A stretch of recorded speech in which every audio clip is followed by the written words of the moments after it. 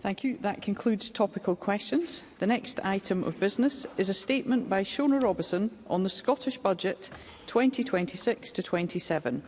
The Cabinet Secretary will take questions at the end of her statement, and so there should be no interventions or interruptions. And I call on the Cabinet Secretary. Presiding Officer, today I present a budget for Scottish families, a budget for a stronger NHS and a budget for investment in Scotland's infrastructure. As a result of the decisions that I am announcing today, some of the pressure on families and family budgets will ease. There will be more operations and appointments in our health service, and it will be easier to access a GP. College funding will grow, giving our young people more opportunities to learn and flourish. Life will be a little easier for parents with more wraparound childcare. And more young Scots will be able to find a home that they can love and can afford, helping them to build a more secure future right here in Scotland. This is a government that wants what is best for Scotland, and that's why we will continue to offer and continue to expand the best cost of living support package available anywhere in the UK. My message to the people of this country is clear. Thanks to our cost of living commitments, you will be better off in so many ways because you live in Scotland, and better off because Scotland is led by the SNP. Thank you. Thank you. Today, Presiding Officer, I am very proud to present a budget for Scotland with an investment of almost £68 billion in the well-being of our people and in the future prosperity of our nation. And to present our multi-year spending plans with total investment of almost £200 billion, the Scottish Spending Review and the Infrastructure Investment Pipeline demonstrate the scale of our ambition for our nation. Presiding Officer, I will begin today where I left off in my budget last year. Just over a year ago, I stood in this chamber and announced our intention to scrap the cruel two-child cap. It was widely welcomed across Scotland, but the representatives of the UK governing party in this Parliament couldn't bring themselves to vote for it. It has taken the UK government almost a year to catch up, but I am pleased that they have done so. The Scottish Government will now go further and do more. Instead of mitigating yet another damaging Westminster policy, we can use the £126 million released in this coming year to keep even more Scottish children out of poverty. Our aim is to target all of these extra resources in the most effective way, to ensure a maximum impact on those families in greatest need by increasing their income and reducing their costs. That means this year, as part of a £50 million whole family support package, specific additional support for colleges as part of ongoing initiatives to raise income through skills and education so people can find work and better paid work. It means action to remove transport barriers that can make it difficult for some to access work, and additional resources for key third sector partners to target more precisely on those families who are hardest to reach. It means a further £49 million this year for measures that we will announce in the updated Child Poverty Delivery Plan in March, as we strive to reduce child poverty faster and further. In 26-27, the transformational Scottish Child Payment will, of course, increase with inflation, and because of choices made in this budget, from 27-28 will go further and boosting the payment for families with a baby under one to £40 a week. Presiding Officer, the first year of a baby's life is one of the most exciting times for any family, but we know this time can bring extra stress and costs too. And that's why this government is delivering the strongest package of support for families with young children anywhere in the UK, from the baby box to Best Start payments and, of course, our game-changing Scottish Child Payment. This support for mums and dads will help them through that critical first year of their child's life, delivering the best start in life for children and for families. This commitment speaks to who we are as a government, to our values and our ambition for each and every child in our land. And to deliver even more for those with the least, we'll ask those with the most, the very wealthiest in our land, to contribute that little bit more. That includes the introduction by April 2028 of 2 new council tax bands for the most expensive properties in Scotland, those worth over £1 million on an up-to-date valuation. That a measure that will bring greater fairness as well as increased revenues to councils.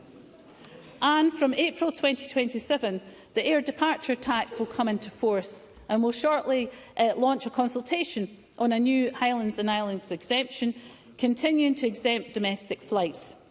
Through this new framework, we will introduce a private jet tax.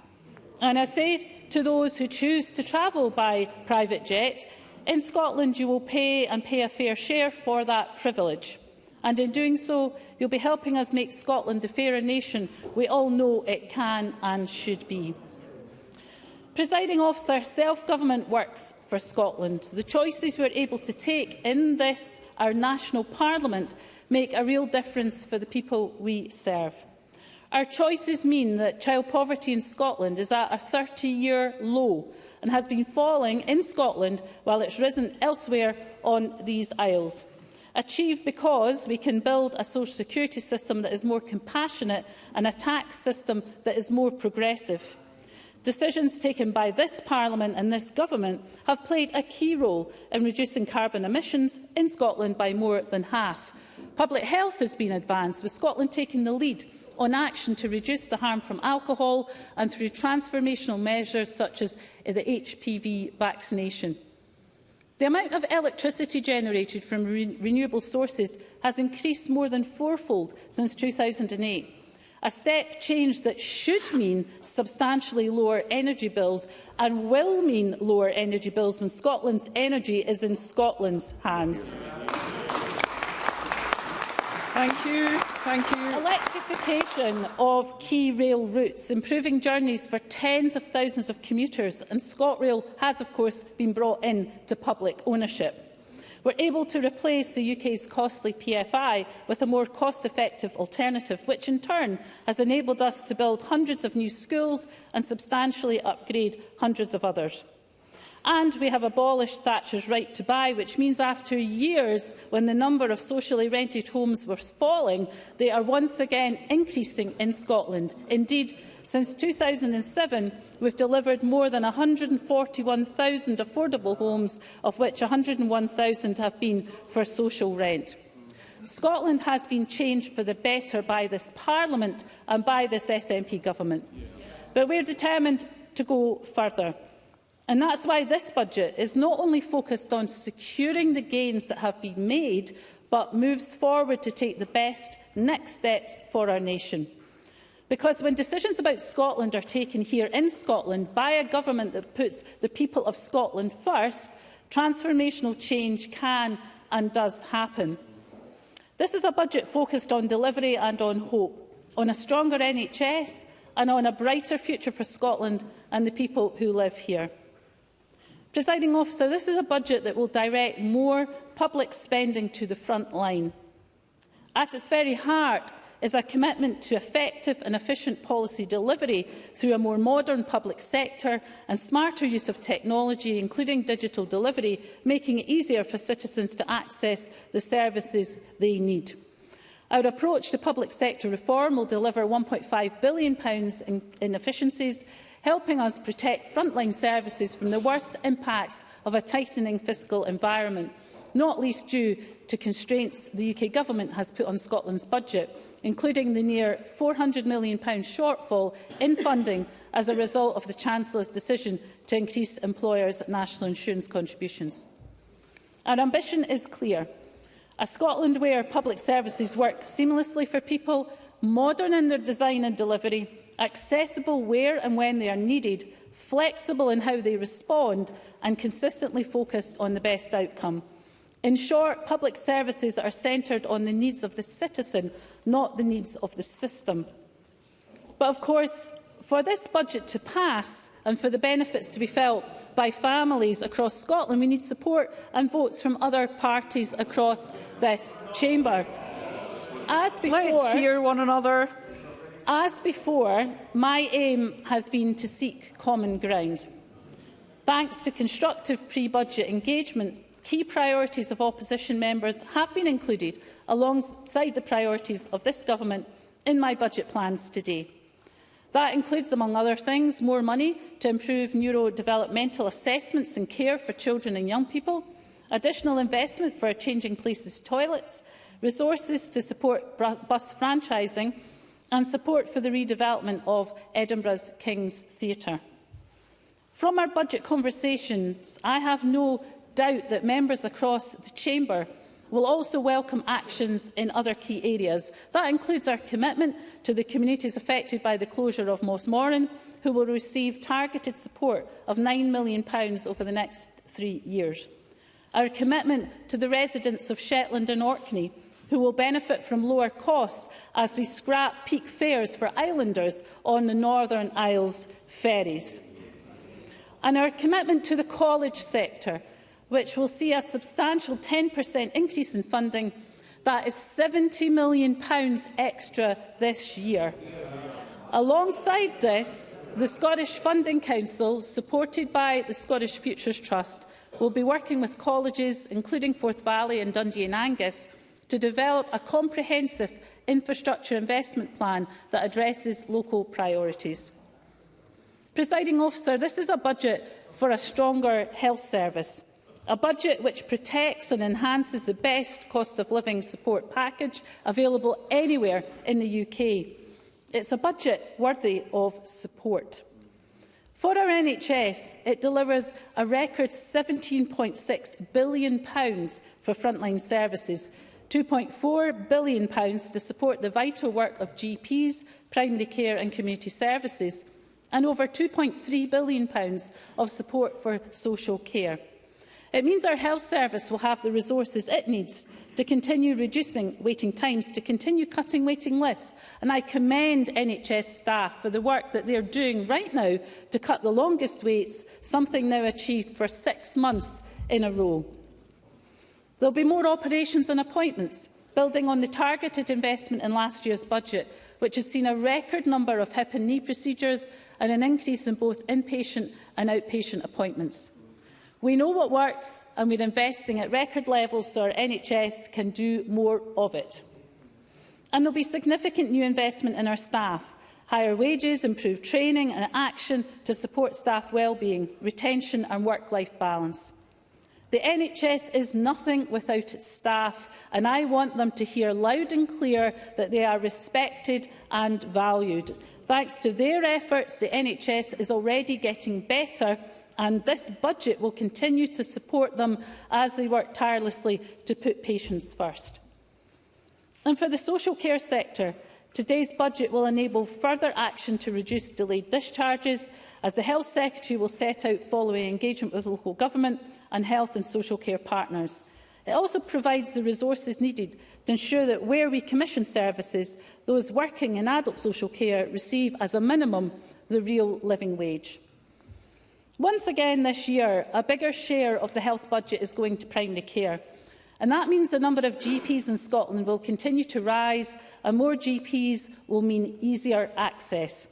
And because we are committed to ending the 8 a.m. rush, this budget contains £36 million to begin the rollout of new high street walk-in GP clinics, with the first coming soon. Our ambition is to deliver the best care, at the right time in the right place, free at the point of need.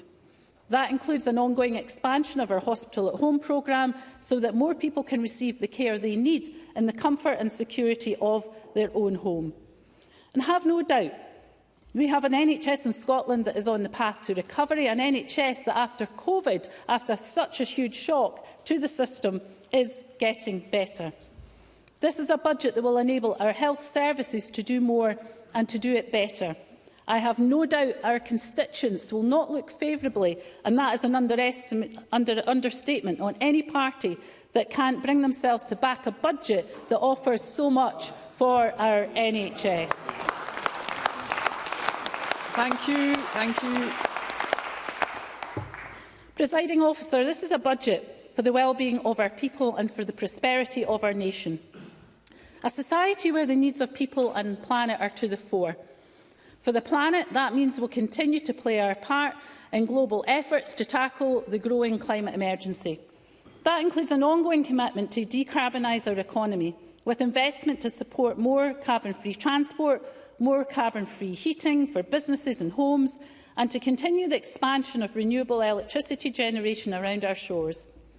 Taken together, we're committing over £5 billion this coming year towards measures that will reduce Scotland's carbon emissions, increase our resilience in the face of climate change, and in many cases save families hard-earned cash.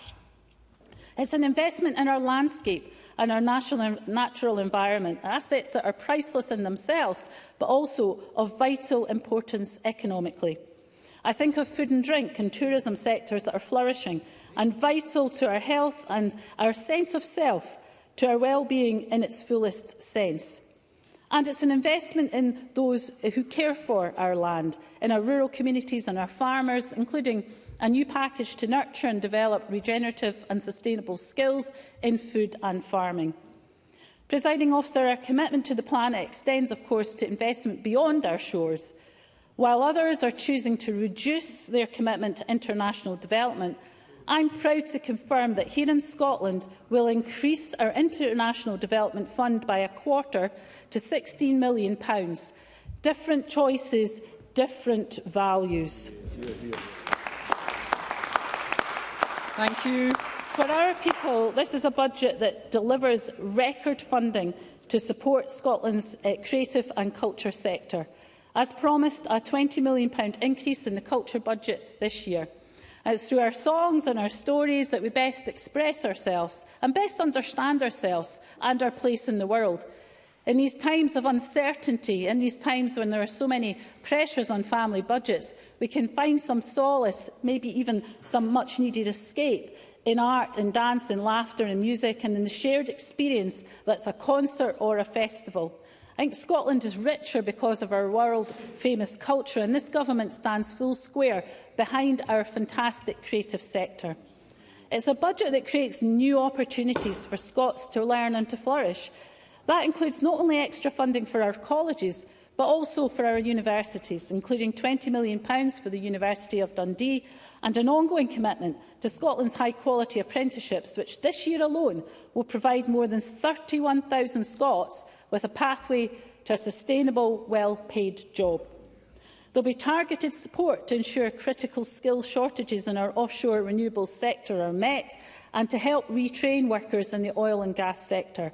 This is a government that is serious about a just transition and serious about making the most of our renewables opportunity. I know also that many young Scots are struggling to get on the housing ladder, struggling to find affordable homes to rent or to buy. So we'll deliver record levels of investment to help deliver even more homes, a new generation of affordable, livable, energy-efficient homes. Our plans provide vital support for children with additional support needs and give local councils the resources that they need to continue narrowing the attainment gap and deliver on our commitments on class contact time.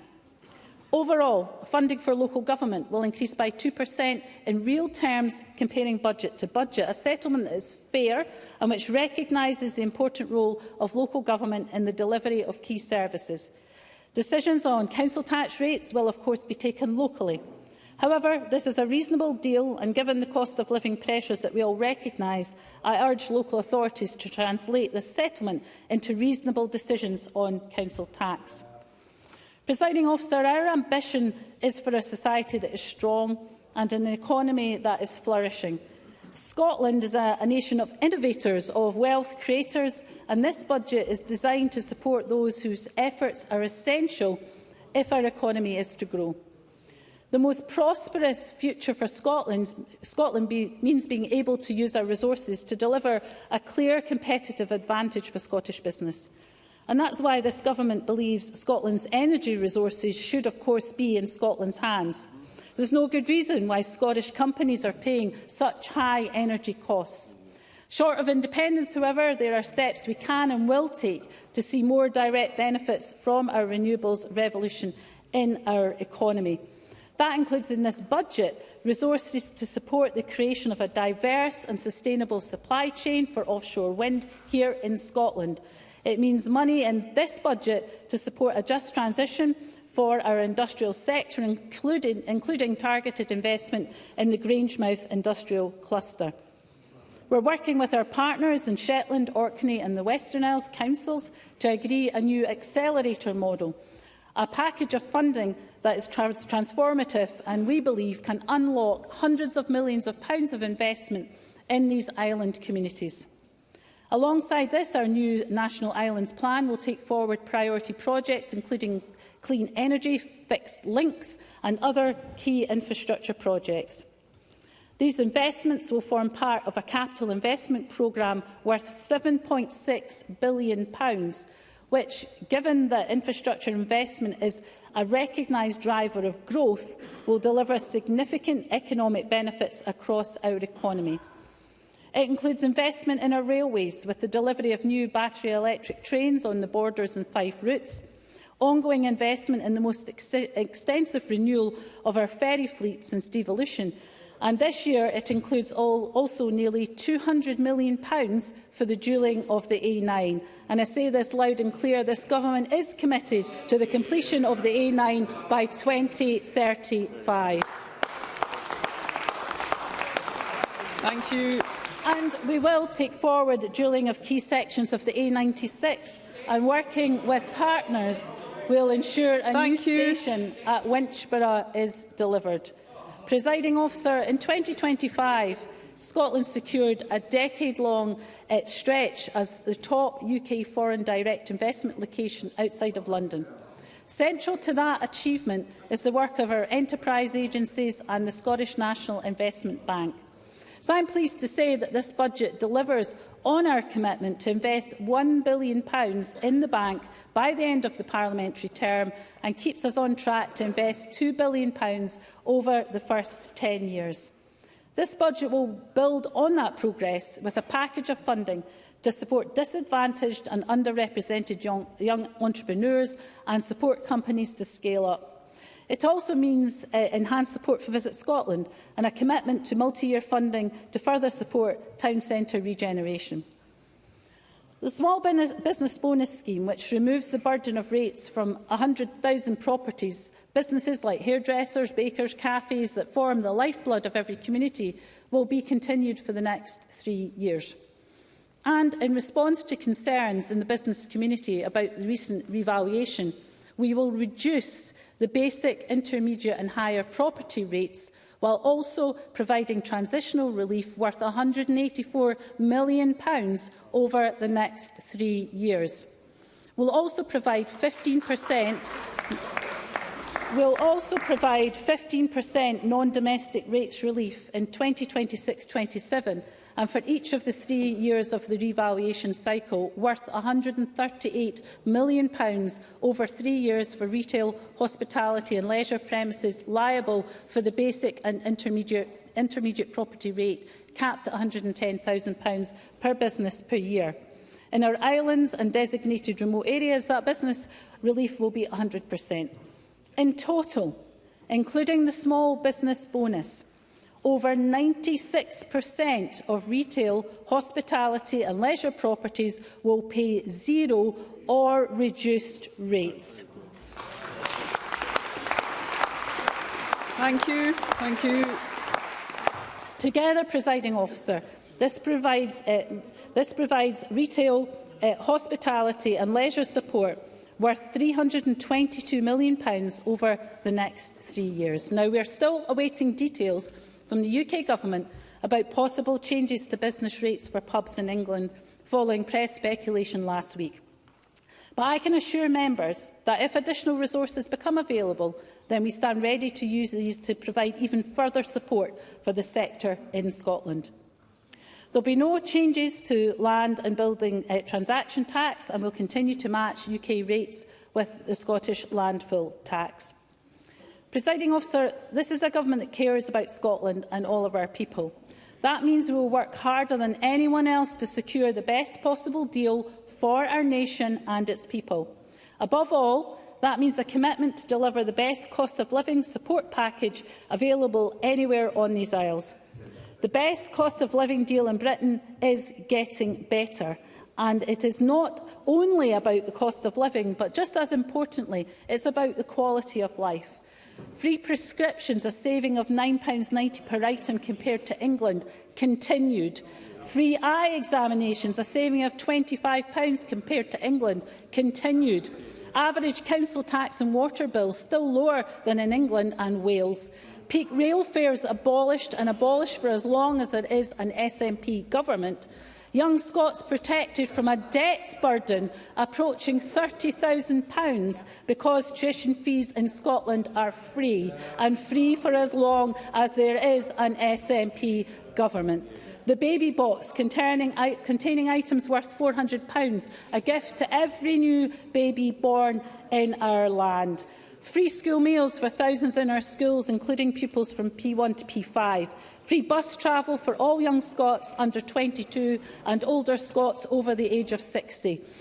40 hours of free, high-quality early learning and childcare worth around £6,000, welcomed, I know, by thousands of young parents. All policies that help with the cost of living, but more than that, all policies focus in different ways on the well-being of our citizens at each and every stage of their lives. Presiding Officer, the choices made in this budget enable us to go further and do more. That includes funding to deliver, by August 2027, a breakfast club for every single Scottish primary and special school. So what does that mean in practice? Well, it means that the morning rush to get everyone organised and out of the house becomes that little bit easier. The chance to drop kids off earlier at school, perhaps open up new shifts at work. For some, families saving on the cost of breakfast. For others, the kids getting a breakfast that they wouldn't otherwise receive, fueling them to learn. Our plans include also new funding for wraparound activities in the afternoon and early evening. Building on the SFA's excellent Extra Time initiative, the budget will enable us to trial a programme of activities between 3 and 6 p.m. in a range of primary schools, helping to get kids active and offering parents the peace of mind that their children are being looked after free of screens. Again, more wraparound support, giving parents greater flexibility and freedom. And as a third element, more help for parents during the summer holidays. To mark Scotland's hosting of the Commonwealth Games and a welcome return to the Men's Football World Cup, investment in a summer of sport. And I know just how costly it can be for parents to keep their kids entertained during the long summer holiday. So this summer, thousands of young Scots will have access to a range of free sport activities, including, with an eye to future Scottish Commonwealth Games gold medals, a universal Learn to Swim offer for every single primary school child in our land. Thank you. It's action by a government that understands the pressures many families are facing. Action that will help to reduce costs, deliver more wraparound care and help keep more Scottish kids out of poverty. Presiding Officer, self-government works because it enables us to take different decisions based on Scotland's distinct circumstances, on our particular priorities and our values. And that's why we've chosen to invest in the well-being of our society, to provide universal access to services that are about leaving more money in people's pockets, yes, but also about solidarity, about a way of seeing the world that reflects who we are as a nation, an approach which is about making life a little bit easier for all. In the recent Westminster budget, the UK Government made choices on tax that, taken together, mean standards of living in the UK will continue to stagnate, or as the First Minister describes it, will remain as flat as a pancake. The Chancellor decided to freeze income tax thresholds, including for the basic rate, which means more of people's hard-earned cash gets taxed or taxed at a higher rate until 2030-31. So I'm making a different choice. I can confirm that this year, while the others remain frozen, the thresholds for the basic and intermediate rates will increase by 7.4%. That is by well over twice the rate of inflation. That is an increase in these thresholds of almost 11% in 2 years.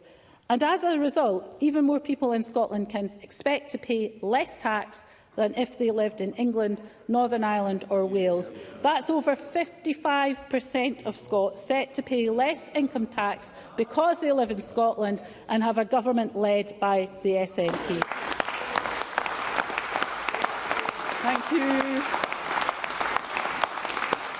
Presiding Officer, this is a budget for a stronger NHS, a budget for a more prosperous Scotland, a budget that once again gives the people of Scotland the best cost of living deal anywhere in the UK. It's a budget that offers new ways to access a GP with walk-in GP clinics, new help for hard-pressed families with more wraparound care, new hope for young Scots looking for their first home, more operations, more appointments in our NHS, more people paying less income tax because they live here in Scotland, new help and more help. It's a budget for families, a budget for Scotland, and it's a budget well worth voting for. Thank you. Thank you. The Cabinet Secretary. Thank you. The Cabinet Secretary will now take questions on the issues raised in her statement. I intend to allow around 60 minutes for questions, after which we'll move on to the next item of business. I'd be grateful if members who wish to put a question were to press their request to speak buttons. And I call on Craig Hoy. Thank you, Presiding Officer. This pre-election budget is as predictable as it is cynical. But the problem that John Swinney and Shona Robertson face today is that hard-working Scots who are tired of being taxed to help by the SNP simply won't wear it. It will not wash, because we know and they know that John Swinney has repeatedly hiked their taxes and will never do what the Scottish Conservatives would do, which is to comprehensively cut tax and increase thresholds now and into the future. And while today's change to thresholds for the basic and intermediate rates are to be welcomed, it does nothing for those people at the middle of the tax band that are paying 50% tax on the pound between £43,000 and £50,000. That is the cost of the SNP. But this budget, like all SNP budgets, is smoke and mirrors, tax and spend, and still prioritises welfare over work, with £650 million extra being spent in the social justice portfolio.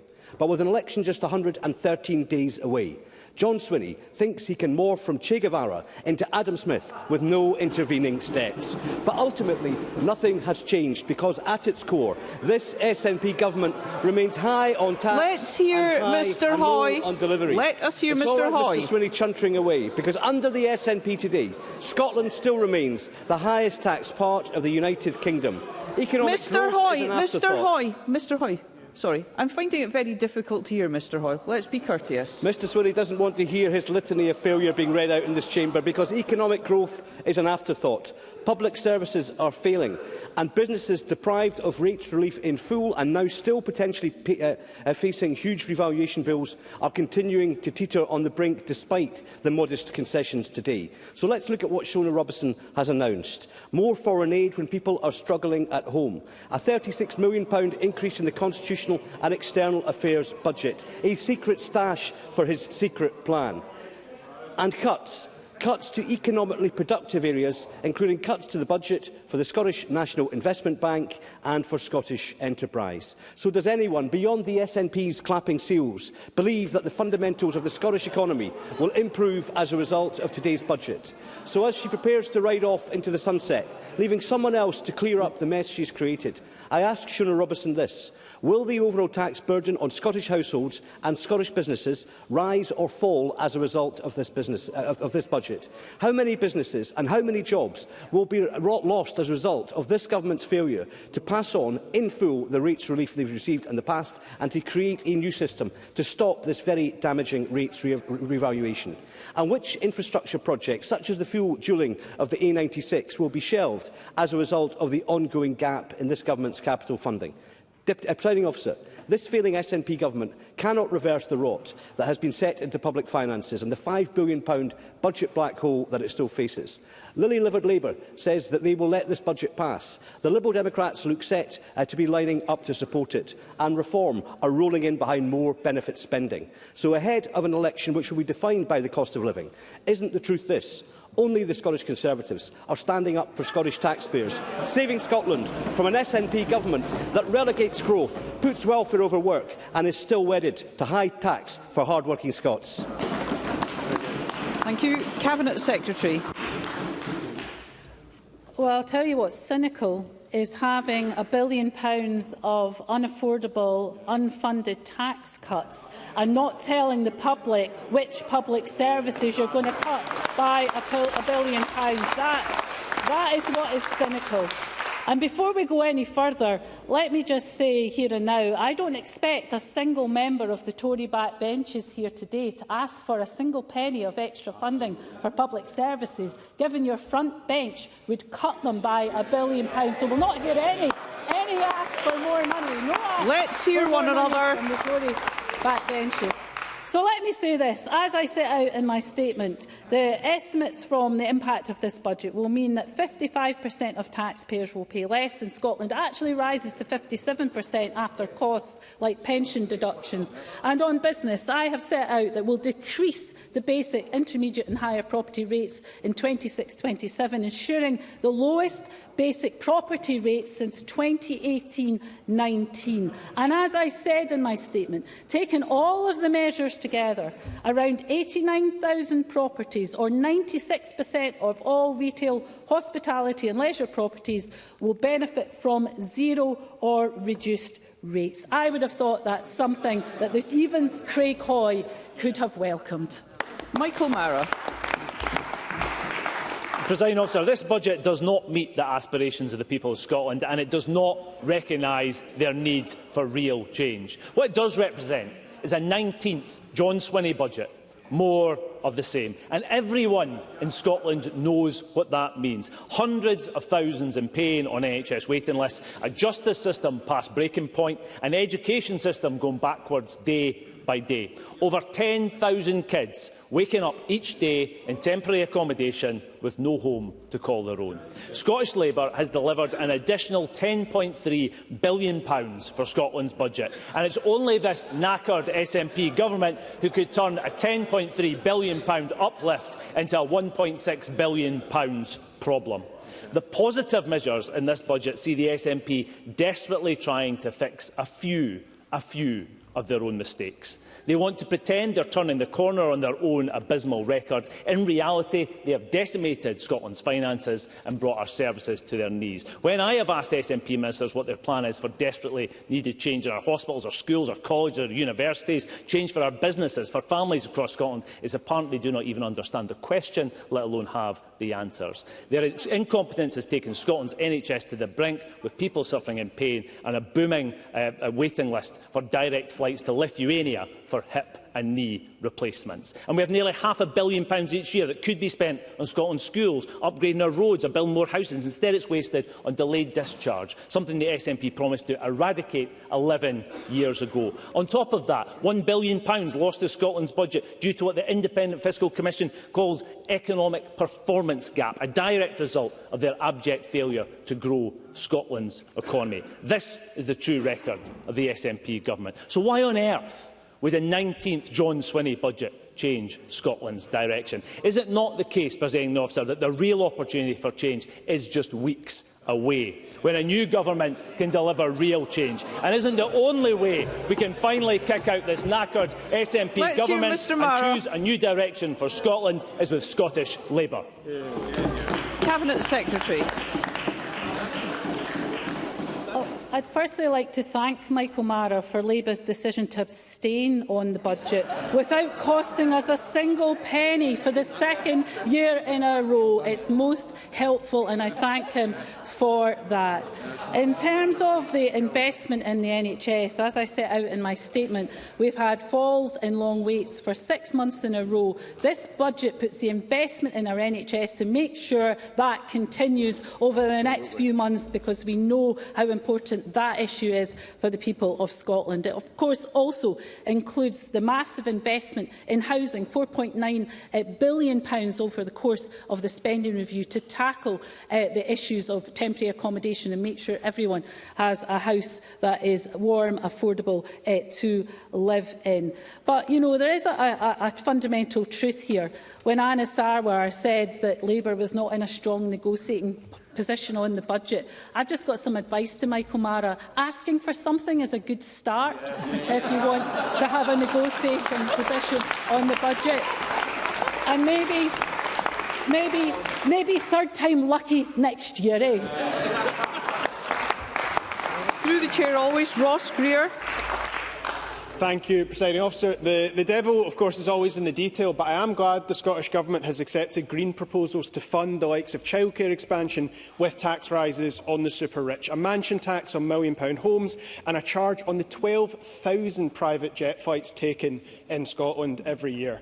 Now, I've called on the First Minister repeatedly to deliver more support for the workers facing redundancy at Mossmorton, and I welcome that that proposal has been accepted. But the Scottish Greens and trade unions have called on that funding to be conditioned on guaranteed job interviews for the workers who are being abandoned by Exxon. So can the Cabinet Secretary confirm that the Mossmorton support grants will only go to businesses who offer those job interviews to the highly skilled workers who have just spent a Christmas wondering how they will provide for their families in 2026? Cabinet Secretary. First of all, can I welcome the productive discussions that the Scottish Greens had with me over the budget. I think the budget is better for inclusion of opposition asks, but opposition obviously have to ask for them first.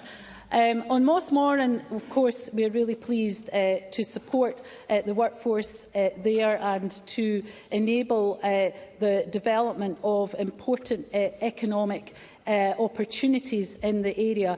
In principle, I'm quite supportive of the suggestion that Ross Greer makes, because it is important that those workers affected are the first in line to get an opportunity for growth and business opportunities from the investment that we're going to make. So in principle, yes, and I'm sure the Deputy First Minister will take forward the details of that. Jamie Green. Thank you, Presiding Officer. The question here really isn't about how the budget passes, it's about what you get out of it if it does. And the Scottish Liberal Democrats are in the business of just getting stuff done. So we've been clear with the SNP. If we see movement on our key areas of priority, then yes, there's a conversation to be had.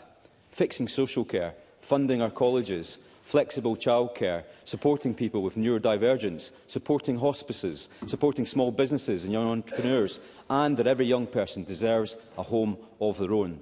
So I'm pleased to see that many of the Liberal Democrat asks do feature in today's budget. But, Presiding Officer, the eyes of Scotland's business community are also on us today. And it is good to see some positive steps on rates relief that many, including us, have called for. But too many businesses, particularly in hospitality and self-catering, are still facing choppy waters ahead. So my question to the Cabinet Secretary is this: will she continue to work with me in the coming weeks to see how further targeted additional support might give more Scottish businesses that much-needed relief that they desperately need and deserve? Cabinet Secretary.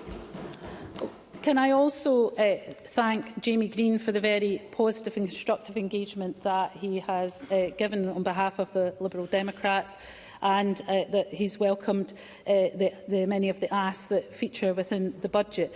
As Jamie Green has recognised, there is substantial support for business that I've set out in my statement. I would also recognise the importance of the independent Gill review of hospitality business methods of valuation, something the hospitality sector were very, very keen on, and of course that work is going to continue with pace. Of course, I will agree to continue to work with him and others. As I've said, it is very opaque and lacking in information about what the UK Government's intentions are, if they're going to go further or not. We found out through the press, not through any communication from the UK Government, which is disappointing. But let me reiterate the point that if there are further consequentials flowing from what I guess is a U-turn by the UK Government in terms of the position in England, then of course we would want to support the hospitality sector further. So I have written to the Chief Secretary of the Treasury asking for a meeting urgently to discuss, and I know my colleagues in Wales and Northern Ireland are also keen to do that. Call Kenneth Gibson, to be followed by Murdo Fraser. Thank you, Presiding Officer. I warmly welcome the 10% increase in college sector funding, a tremendous boost to our young people and economy, and a boost the Finance and Public Administration Committee called for. The Cabinet Secretary has listened. Can she confirm the necessary funding is in place to not only purchase but redevelop Ardrossan Harbour, given that the capital allocation for Scotland's ferry services has rocketed by 18% from £182.6 to £215.5 million since the autumn budget revisions? Cabinet Secretary. So let me first welcome Kenny Gibson's welcome for the additional college funding. On his substantive question, the Scottish Government is, of course, committed to Ardrossan being the mainland harbour for CalMac ferry services to Arran, and the progress on the negotiations between CMAL and Peel Ports Group, which the Cabinet Secretary for Transport set out last week, is welcomed, noting that both parties are committed to confirming details of the potential purchase as quickly as possible. Our capital spending review makes provision to progress the potential port purchase and the improvements, and I'm sure that's something that Kenny Gibson will welcome. Murdo Fraser, to be followed by Joe Fitzpatrick. Thank you, Presiding Officer. As we raised in the Chamber last week, businesses across Scotland are currently facing increases in their rateable values of up to 400% as a result of the current revaluation. Any hopes that that revaluation might be delayed or scrapped altogether have been dashed today, and the reliefs announced will come nowhere close to compensating for the increases that are coming down the track. So what assessment has the Scottish Government made of the number of businesses in hard-pressed sectors like hospitality who will go to the wall as a result of the choices made by this Finance Secretary? Cabinet Secretary. Well, first of all, it is, of course, an independent process, which Murdo Fraser knows full well. We do understand the concerns, which is why Ivan McKee has been engaging with both the assessors and businesses to listen to those concerns. There is a process of pre-agreement discussions with assessors and a system of appeals, but the reliefs that I have announced today is a package of £322 million to support businesses through the transitional reliefs and the reliefs to retail, hospitality and leisure. I would have thought that that is something that Murdo Fraser would have welcomed. And of course I have been clear, if there is further funding for the hospitality sector from the UK Government, then further funding will go to the hospitality sector in Scotland. Again, I would have hoped that's something he could have welcomed. Joe Fitzpatrick, to be followed by Jackie Bailey. Thank you, Presiding Officer. Colleges are of vital importance in supporting people in their learning journeys and making sure Scotland has the skills our economy needs. So can the Cabinet Secretary say more about how the college sector will be supported through her budget, in particular the ambitious plans being developed by Dundee and Angus College? Cabinet Secretary. So for Scotland's colleges, the budget delivers a combined increase of £70 million in resource and capital funding, equivalent to a 10% uplift on last year's budget. The Further Education Minister recently met at Dundee and Angus College to discuss their ambitious proposals, and the Infrastructure Investment Plan that I'm publishing today confirms that the Scottish Funding Council will continue to work closely with Dundee and Angus as they progress work on the options to address their local priorities through their upcoming 10-year college infrastructure plan, which is due in the autumn of this year. And it is a fantastic project and very well led by local leadership in Dundee and Angus College. Jackie Bailey, to be followed by Kevin Stewart. Health and social care partnerships responsible for delivering social care face a funding gap of £560 million in this year alone, and COSLA estimates there is a need for £750 million for next year. If the SNP is claiming that they are funding social care adequately, then why are lifeline care services being slashed? Why are Health and Co social care partnerships declaring a social care crisis? Why are they only funding the most critical care so that people are stuck in hospital unable to get out? And why is there a growing waiting list for care assessments? And why are essential packages of care being denied? So let me ask the Cabinet Secretary, why, therefore, are the most vulnerable people in Scotland being let down by this SNP government? Cabinet Secretary. So, first of all, let me say that the over £2.3 billion for social care delivers our commitment to increase funding by 25%, and in 26-27 exceeds that commitment by over £500 million and supports an uplift to adult social care pay, as well as improvements to wider terms and conditions for workers. It's part of a package to local government of nearly £15.7 billion and, of course, freedom for them to set their council tax rates as they see fit. In addition to that, the Cabinet Secretary for Health will be meeting with local government in terms of what further steps can be taken to address delayed discharge, particularly in relation to complex care needs. So all of that work is going on. But the money that I've just talked about can only be put in place if people support this budget. So the question for Jackie Baillie is, why does she find it so difficult to press her button to support the £2.3 billion of investment in social care? That's something she will have to explain. Kevin Stewart, to be followed by Douglas Lumsden. Thank you, Presiding Officer. Tuition fees have gone up in England and Wales under Labour, but in Scotland the SNP has protected free tuition for our students. We believe that university should be based on the ability to learn and not the ability to pay. I'm pleased that the Cabinet Secretary has confirmed that this budget will continue to protect free tuition. But can she advise how many students have benefited from free tuition under the SNP? Cabinet Secretary. Well, can I say to Kevin Stewart that he very much understands the importance of the investment being made in free tuition. And the point here is that if we don't invest in our young people and saddle them with that debt, then it will put people off from lower income households from going to university. I was the first person in my family to go to university, and I did so because of the supports that were in place. If I had had to face the debt that young people in England were having to face through tuition fees, I don't think I would have gone. I'm very happy to give Kevin Stewart in writing the number of students who have benefited from free tuition to date. Douglas Lumsden, to be followed by Paul McLennan. Presiding Officer, thousands of oil and gas jobs are lost every month while the SNP have a presumption against new oil and gas. And in the face of this jobs emergency, the SNP response is to allocate a pitiful £3 million to support former oil and gas workers into renewables. So when will this devolved government open its eyes to what is happening to the oil and gas sector and back our workers that keep the lights on for families right across Scotland? Cabinet Secretary. Well, of course, one of the most important things we've done is demand that the UK Labour government get rid of the Energy Profits Levy. The Energy Profits Levy that Douglas Lumsden and his colleagues introduced in the first place. Something they don't like to hear about because it doesn't suit their narrative. But we will repeat it, and we will repeat it and repeat it. EPL was born out of the Tory UK government. Paul McLennan, to be followed by Paul O'Kane.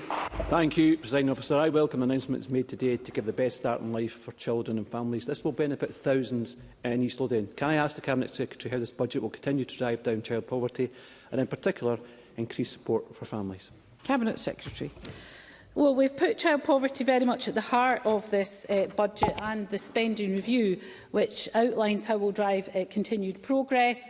This includes more than £100 million to support the delivery of a universal breakfast club offer for primary school-aged children and increased investment in wraparound childcare through the school day. In addition to our £50 million a year package of whole family support and continuing to increase our Scottish Child Payment in line with inflation, we have committed to developing the systems and the legislation to increase our Scottish Child Payment to £40 for children under the age of 1. Paul O'Kane, to be followed by Jackie Dunbar. Thank you, Presiding Officer. There are adults working in Wales today who benefited from free breakfast clubs 2 decades ago, as the Welsh Labour scheme has been up and running since 2004. The UK Labour government began rolling out free breakfast clubs in all state schools within a year of taking office and have boosted funding for after-school clubs in England to support the most isolated children. So I, of course, welcome the Scottish Government following in the footsteps of those administrations today, even if it has taken almost 20 years because of their own cuts to local authorities and to schools. But it does beg the question, if they cared so much, if they were so convinced of the benefits of the policy and they had additional money from the UK Government, why has it taken this Government so long? Surely the answer can only be that they're out of energy, they're out of time, and they need to get out of the way for a Government who will actually do the hard work of delivering. Cabinet Secretary. Oh, well, it's really interesting how Paul O'Kane and Labour like to quote Welsh Labour when it suits them, but when it doesn't, they're very quiet on the matter, because it's all about what happens here in Scotland, apparently, until it suits them to say otherwise.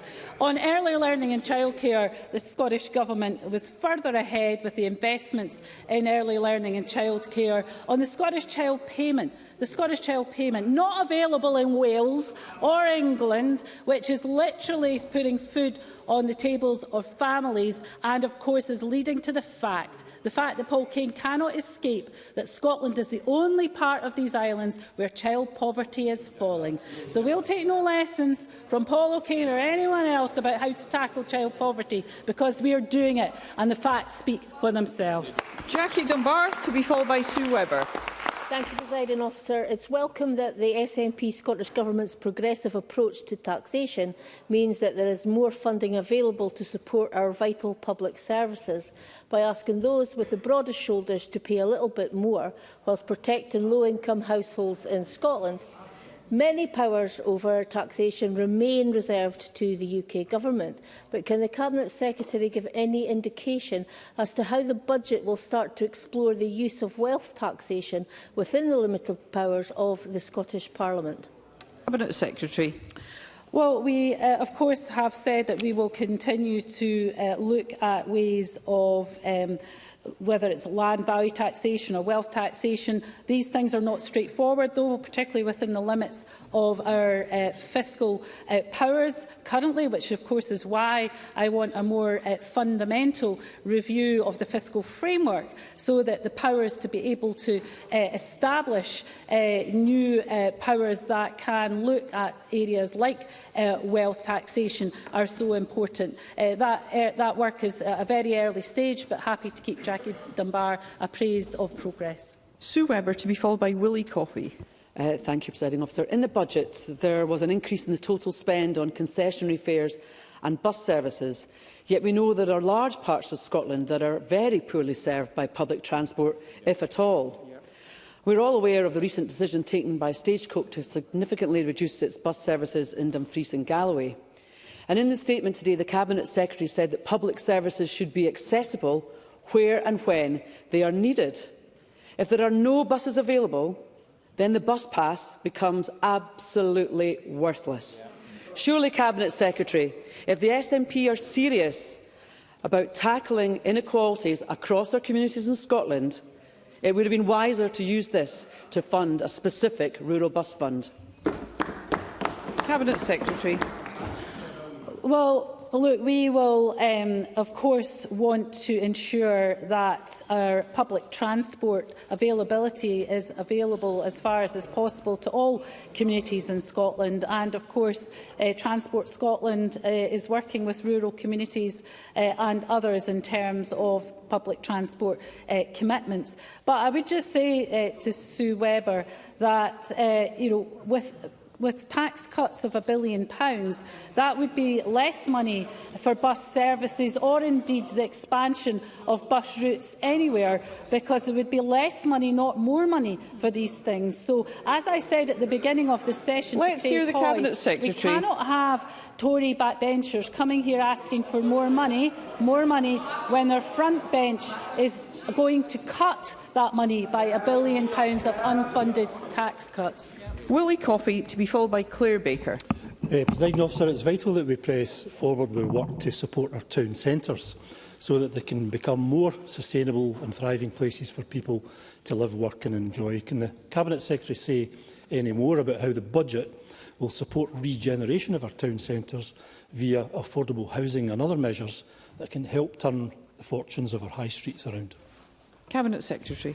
Well, supporting the delivery of 36,000 affordable homes and our wider all-tenure ambition, we plan to invest up to £4.9 billion over the next 4 years, of which £4.1 billion will be public investment, working with partners including the Scottish National Investment Bank to leverage additional private investment. I do think there is a real opportunity in using affordable housing resources to regenerate our town centres. Town centres are changing by the very nature of the way people have changed their shopping habits, and that means that we want to really try and get people back into living in some of our town and city centres, and I do think affordable housing can play an important role in achieving that. Claire Baker, to be followed by Michelle Thompson. Thank you, Presiding Officer. The Cabinet Secretary repeats the claim that child poverty is at a 30-year low, but you should know that that is not the case for children in relative poverty, and that the 2023-24 interim target was missed, and the Government are not on track to meet the 2030 legal target. In this budget, Table 5.07, Social Security Scotland's budget is set to go up by a third. That is an increase of some £125 million. This is more than the resources that have been freed up by the UK Government's decision to scrap the two-child benefit cap, which much of the debate around tackling child poverty in this budget has been focused on. So how is that increase justified? Cabinet Secretary.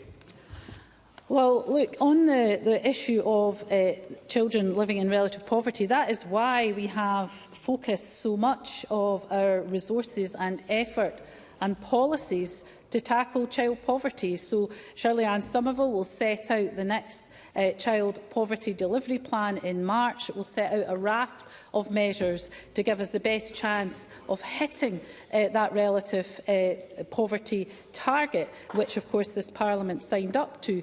But I would hope that Claire Baker, feeling so strongly about this issue, given the measures that are in this budget to help tackle child poverty, will find a way of wanting to support this budget and the resources that are included in it to tackle child poverty, rather than just sitting on her hands. Michelle Thompson, to be followed by Miles Briggs. Thank you, Presiding Officer. I welcome the continued investment in the Scottish National Investment Bank as a key enabler in economic growth.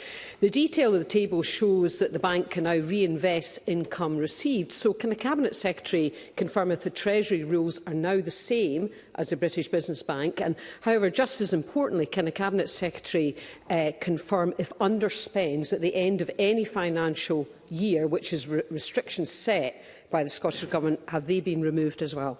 Cabinet Secretary. Well, of course, Michelle Thompson will be well aware of some of the changes that were made to the fiscal framework that will enable us in terms of having a flow of resources through into the next financial year, which we're very welcome. The work that we have done to ensure, with the prudent management of the finances, that we are able to pass money through into the reserve, but also reduce the use of Scotland, which of course is one of our few sources of flexible resources available to us. Michelle Thompson will be aware, though, of the limitations of the fiscal framework that I referred to earlier on. That is why I want to negotiate something far more ambitious, and that is something that I've raised with the Chief Secretary to the Treasurer on a number of occasions. Miles Briggs, to be followed by Gillian Mackay. 5 years ago, the First Minister stated, if we are re-elected, the SNP will roll out a new programme to deliver into the hands of every school child in Scotland a laptop Chromebook or tablet to use in school or at home. 5 years on, that election pledge is nowhere near being delivered. So can the Cabinet Secretary tell me how much will be in this budget to deliver on that election pledge? In just 100 days they have left to do that. And if not, why should any young person or parent believe a word the SNP say to them in May? Cabinet Secretary.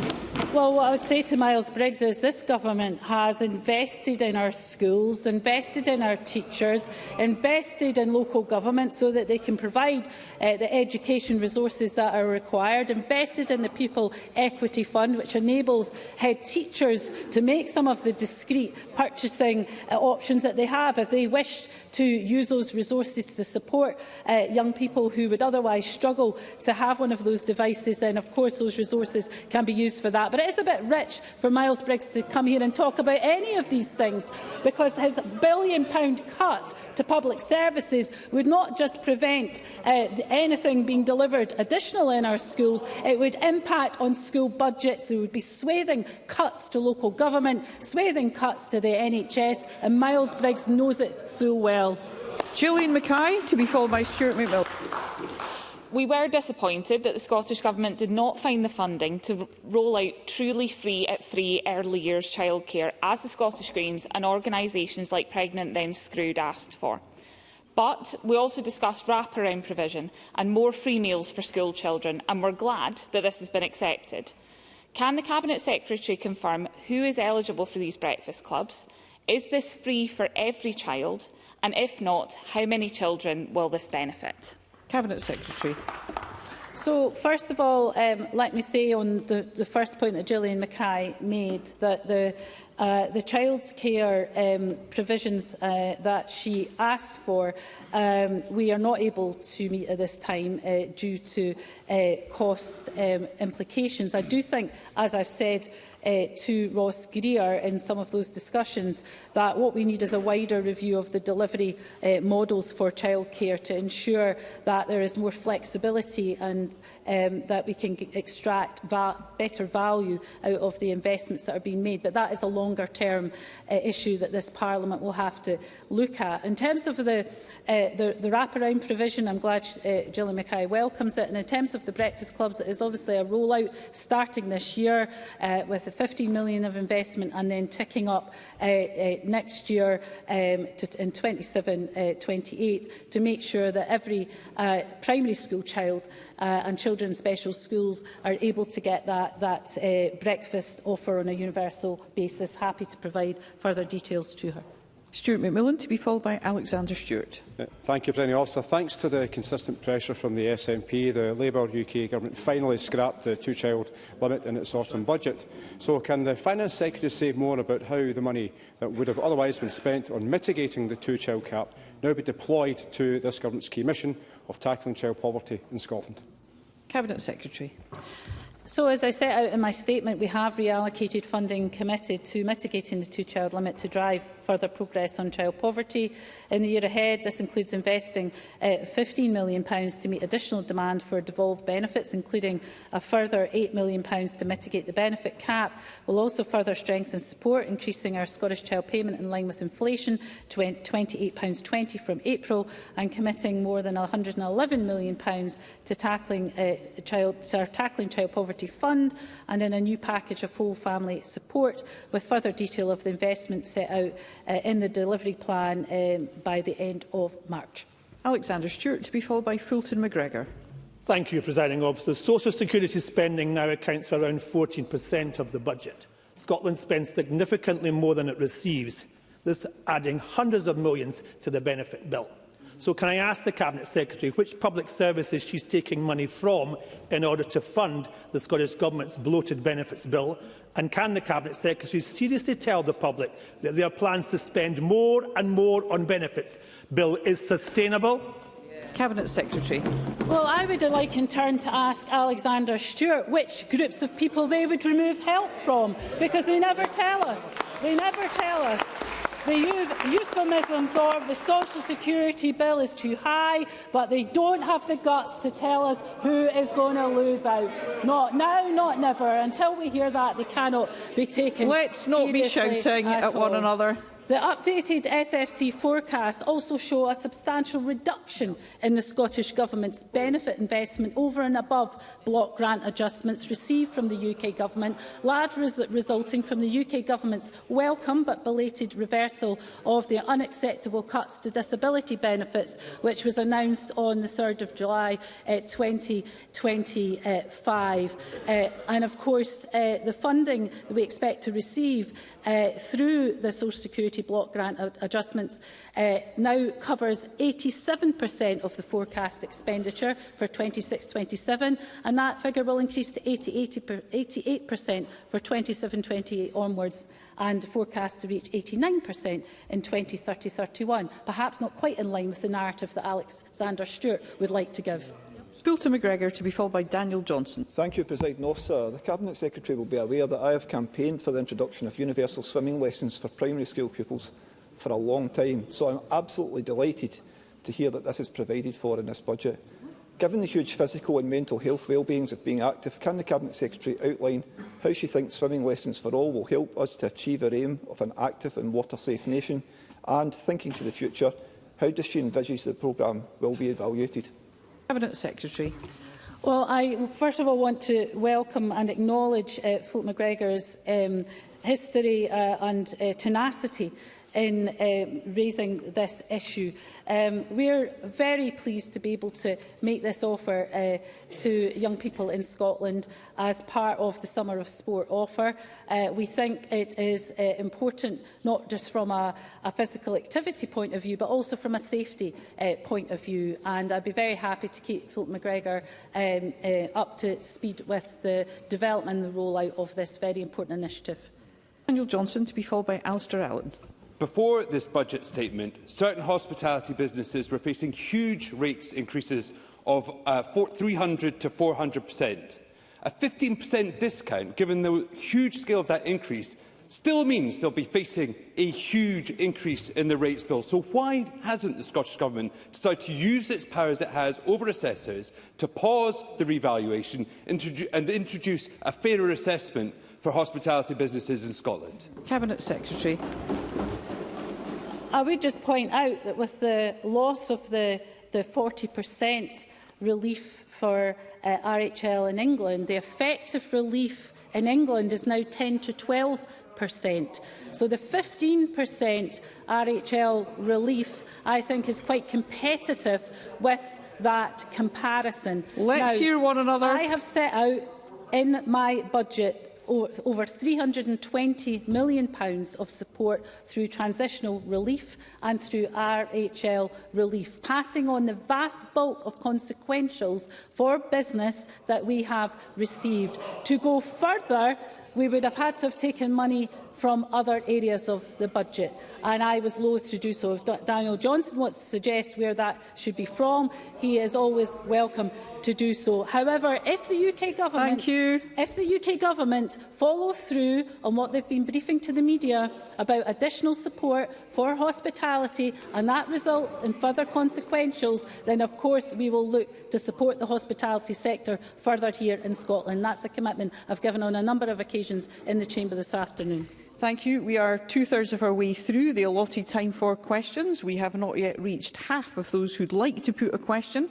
I'd be grateful for concise questions and responses, and also if we could hear one another. Alistair Allen, to be followed by Megan Gallagher. People will appreciate the budget's support on cost of living during such a financially challenging time for so many people. My constituency of Nehalen and Anir has some of the highest fuel poverty rates in the country. So can the Cabinet Secretary outline what specific support is included in today's budget for those in rural and island areas who are struggling with rising bills? Cabinet Secretary. So I'm deeply aware that island communities continue to face some of the highest fuel poverty levels in Scotland. This budget continues support for the Island Cost Crisis Emergency Fund, which since 2022 has distributed £4.4 million to support vulnerable households, including £1.1 million for Western Isles Council. In addition, through area-based schemes, we've invested over £13 million in the Western Isles since 2013, helping 3,500 fuel-poor households make their homes warmer. And this budget will continue advancing social and economic prosperity on our islands in line with our new National Islands Plan. Megan Gallagher, to be followed by George Adam. Thank you, Presiding Officer. Whilst an uplift to the housing budget is welcome, the Cabinet Secretary knows that encouraging private investment is key to solving Scotland's housing crisis. And I did find it interesting that there was little to no mention of the housing emergency in her statement today, because of course a housing emergency was declared by this Parliament. The Cabinet Secretary talks a good game about attracting investment to deliver more homes, but we know that policies such as rent controls and the proposed building safety levy threatens to put additional pressure on the private sector. So can the Cabinet Secretary tell Parliament today how today's budget will support the private house building sector, and will she commit to eradicating punitive taxes that will make it more difficult for the sector to build the homes that we desperately need here in Scotland? Cabinet Secretary. Well, I don't think a £4.9 billion investment in affordable housing can be accusing us of ignoring housing or the housing emergency. That is a massive investment over the course of the spending review, 800 million of which we have been clear will come from the private sector, and a lot of work is going on around mid-market rents, around build to rent, to make sure that the private sector is working in partnership with us to grow that pot to the extent that it can in order to meet the needs of the people of Scotland, and that work is going well. I'm sure something that Megan Gallagher would want to welcome. George Adam, to be followed by Fergus Ewing. Thank you, Presiding Officer. I'm pleased to hear that this SNP Scottish Budget will deliver record funding for our NHS. Can the Cabinet Secretary advise how this level of investment in health in the Scottish Government will impact on delivery of vital services across Scotland? And will she join me in calling opposition members across this chamber to get off the fence and back this budget so that we can provide our NHS with the funding it deserves? Cabinet Secretary. Well, can I say to George Amney, he's absolutely right to welcome the funding, £22.5 billion for the portfolio. That includes £17.6 billion for NHS boards, £2.3 for social care and integration, and over £2.4 billion for primary care. All of that funding meeting the people's priorities, which we know the NHS is in terms of that investment, but also of the transformation of services. And Neil Gray, as the Health Secretary, has certainly set out some ambitious plans for transformation to ensure that as much of that money as possible goes to the frontline services. Fergus Ewing, to be followed by Jamie Hepburn. Presiding Officer, in documents that the Scottish Government were forced under FOI to release, it's been disclosed that Transport Scotland advised the First Minister and other ministers in 2023, 3 years ago, that there would be no money for the Nairn bypass this session of Parliament. But more than that, the position in the next 5 years would be, and I quote, equally challenging. So, very simple question for the Cabinet Secretary, requiring, I think, honesty and candour to my constituents in Nairn. Will the Nairn bypass be constructed and operational by the end of this decade, 2030, yes or no? Cabinet Secretary. So let me say a number of things. First of all, the Scottish Government's position has not changed, and that we remain in support of full dualling of the A96 and are progressing the dualling process from Inverness to Nairn, including the Nairn bypass. I can confirm today that investment in the trunk road network over the next 4 years will allow us to make progress on dualling the A96 between Inverness and Nairn, including the Nairn bypass. With the land acquired for the project, funding is included in the 26-27 draft budget to commence the delivery of advanced works for the scheme, along with the adjacent A9-A96 inches to Smithton scheme. And in parallel to the advanced works, Transport Scotland continues to take forward the work to determine the most suitable procurement option for delivering the scheme, and therefore a timetable for delivery. The Cabinet Secretary for Transport has given a commitment to update Parliament when this work has concluded. But let me be clear, there is funding briefly, for the Cabinet A96 Secretary. Inverness to Nairn in the budget and across the CSR in 26-27, 27-28, 28-29 and 29-30. Something Fergus Ewing, I hope, will welcome. I call Jamie Hepburn to be followed by Jackson Carlaw. Just last month, we saw the Scottish Government announce £300,000 of funding for Commonwealth Theatre, with £100,000 from Creative Scotland announced as well. Can the Cabinet Secretary set out what opportunities arise out of this year's budget for continued support for the theatre and indeed for the wider cultural sector in Scotland? Cabinet Secretary.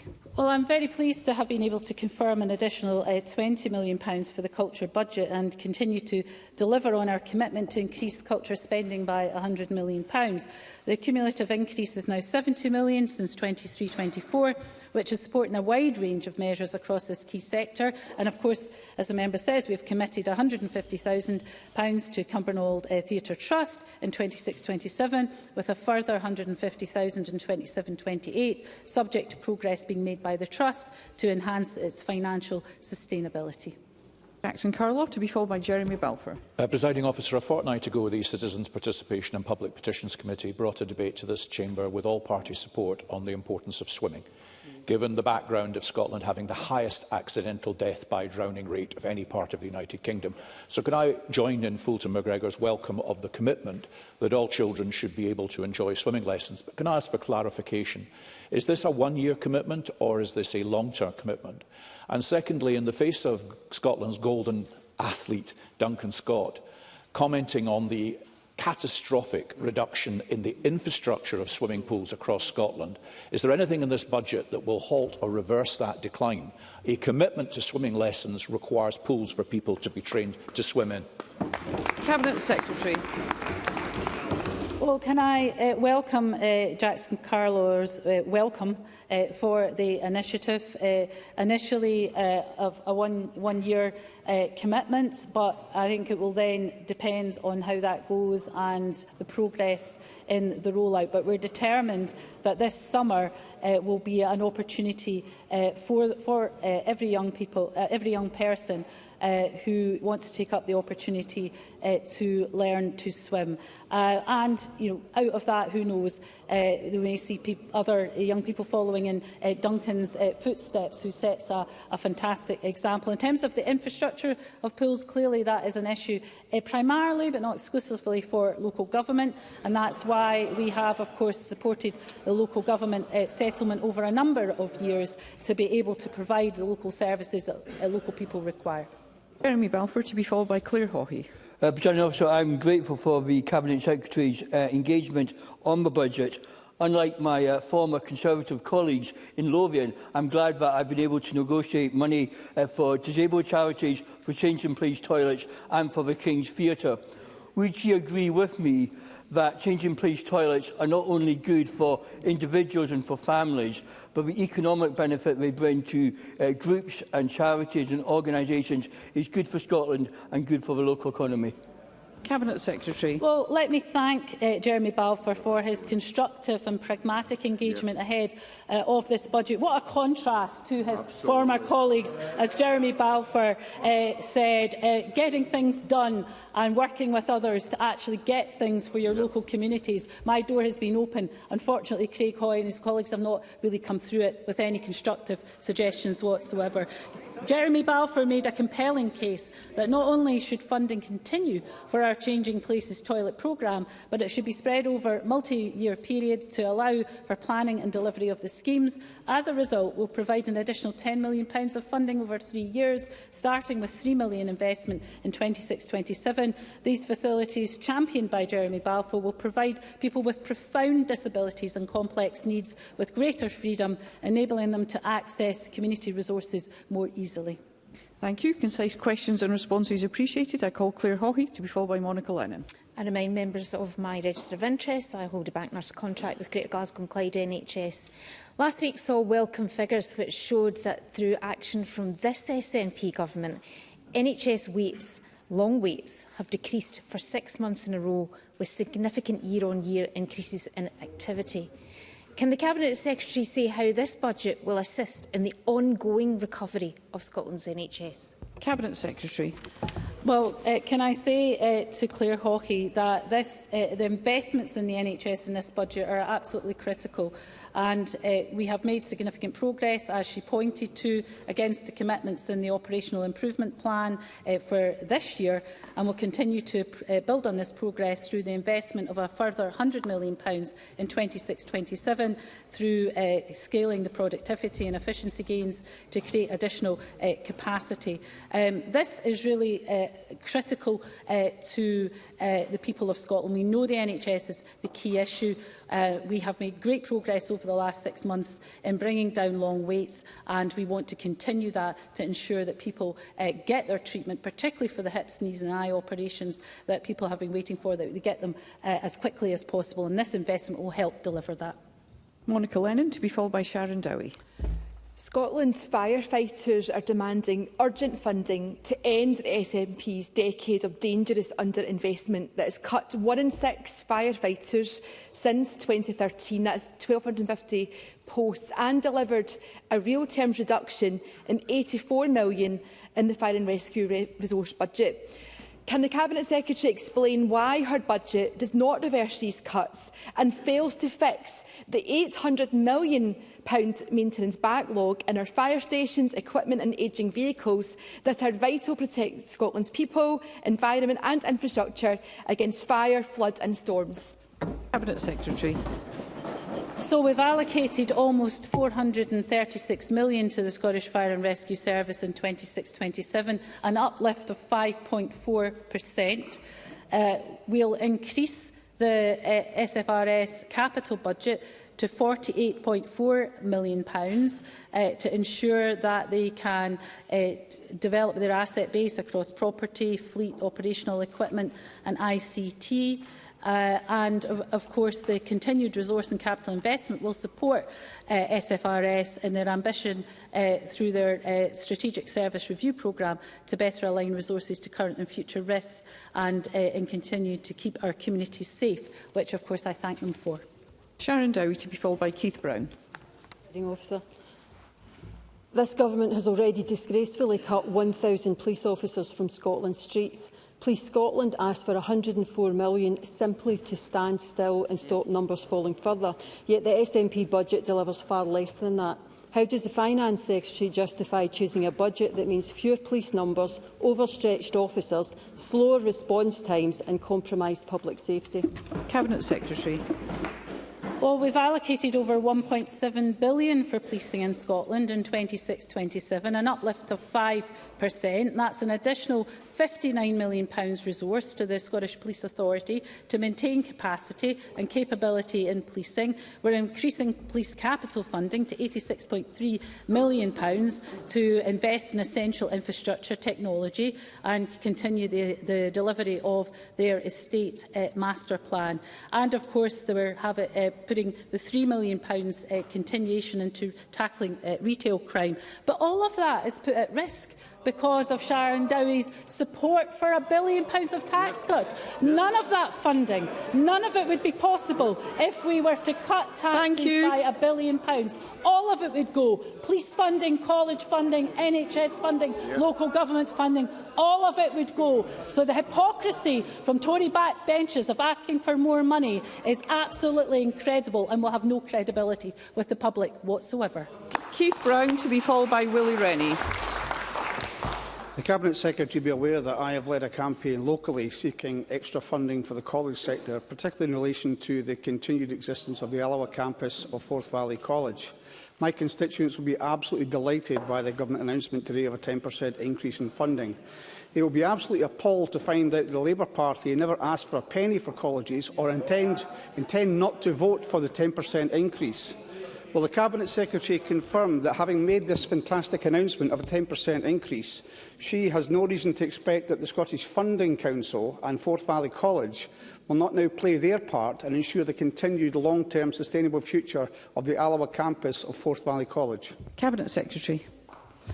So Keith Brown is right that the 10% uplift in funding for colleges will allow Forth Valley College to make strategic spending decisions in the interests of communities that it serves as soon as the Scottish Funding Council have confirmed allocations. The Minister will chair a meeting in Alloa with the FVC, the Scottish Funding Council, business and trade unions later this month to discuss. Clearly, a decision about the Alloa campus is ultimately a matter for the board of the college. Nevertheless, I have a view that the campus is valuable to the community and should remain open, and I'm hoping that the resources being made available will make that more likely. I call Willie Rennie. Liberal Democrats asked for support for neurodevelopmental assessments for children and young people, and we're pleased that it's in the budget. But can I ask the Cabinet Secretary about the construction of special schools? Because some of the special schools in my part of the world are the worst schools in my part of the world, and they deserve an improvement. So can I ask the Cabinet Secretary to come with me and visit the schools in Buckhaven and in Cooper to see for herself that why this review is essential, that it is conducted and results in new buildings? Cabinet Secretary. Well, first of all, obviously the infrastructure investment pipeline sets out a number of commitments, one of which is the next phase of the LEAP programme, which has been a very successful funding model of shared costs between Scottish Government and local government, and it has delivered. I think we went from 62% of schools in a good condition to something over 93% of schools in that condition. So a lot of progress has been made. Clearly, there are some schools that still require attention. And what I would say to Willie Rennie is that that new phase of the LEAP programme, we are keen to think about the role of special schools within that. So we will continue to work with local authorities, including Fife Council, and I'm sure Willie Rennie will be kept appraised, and I'm sure education ministers would be happy to visit some of the schools within his patch. I call Brian Whittle.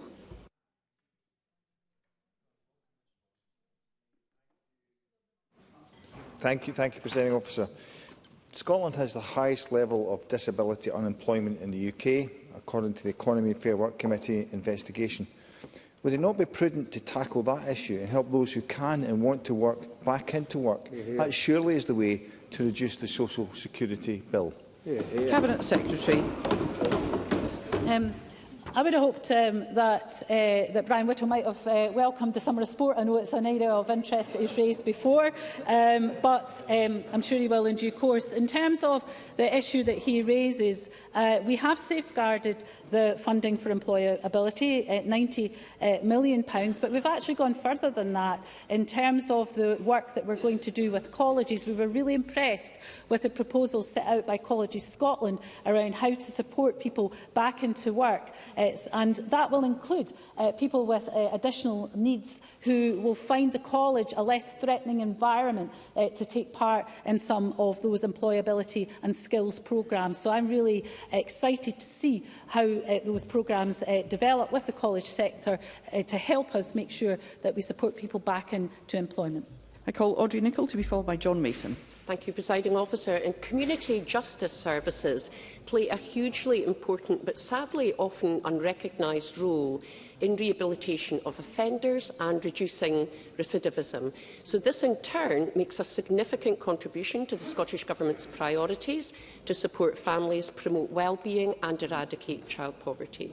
So will the Cabinet Secretary reaffirm that this budget will maintain the level of support required to deliver sustainable and meaningful community justice services across Scotland? Cabinet Secretary. So yes, I can say to the member that we, of course, recognise the value of community justice. In this budget, community justice funding will increase by £10 million to a record £169 million, building on the £25 million of additional investment over the past 2 years, because we know that expanding alternatives to custody, such as diversion and community sentencing, have been proven to reduce reoffending and have been proven to be very successful. I call John Mason to be followed by Claire Adamson. Thank you. Normally when we face an emergency, we put aside good things to focus on that emergency.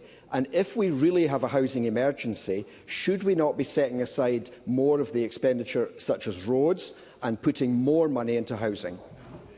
Cabinet Secretary. Well, can I say to John Mason that we are putting more money into housing, £4.9 billion of investment over the spending review period. £4.1 billion of that is public investment that will lever in at least a further £800 million of private sector investment in things like mid-market rents, build-to-rent, all of which will contribute towards the delivery of affordable homes. So I hope that is something that John Mason will welcome. It is one of the biggest capital investments across all of our capital funding, given that capital is reducing after this year, unfortunately, due to the UK Government spending review. It is quite a commitment that we have marshalled the capital resources available to us and prioritised affordable housing. Claire Adamson, to be followed by Liam Kerr. Thank you, Presiding Officer. Cabinet Secretary, Scotland has always taken its international responsibilities very seriously indeed, and we have a proud tradition of supporting those in need. This is of course reflected by the Government's ambitions in terms of climate justice and reparation. Can I ask what provision in this budget makes for funding of international development, particularly regarding issues connected to climate justice? Cabinet Secretary. Well, I was very pleased to be able to increase, as I said in my statement, the funding to international development. Something that I think says a lot about the values of this government. I think that are in tune with the values of the Scottish people, something that I find it quite difficult to understand the hostility of the Tory benches to increasing investment in international development, because by investing in international development, I think is part of the contribution to making the world safer, because we know through sustainable communities, particularly in third world countries, and helping them to help themselves, that is a good investment and one that we are proud to make.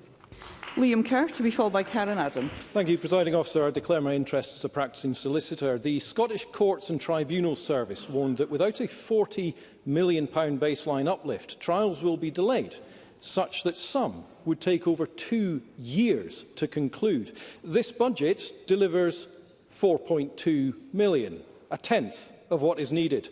So what advice does the Cabinet Secretary have for victims of crime waiting over 2 years for justice?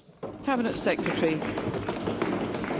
Well, of course, under Liam Kerr's plans, that budget would be cut because there would be £1 billion less to spend on public services. So members on the Tory benches cannot come here and ask for more money when they want to cut investment in public services by £1 billion.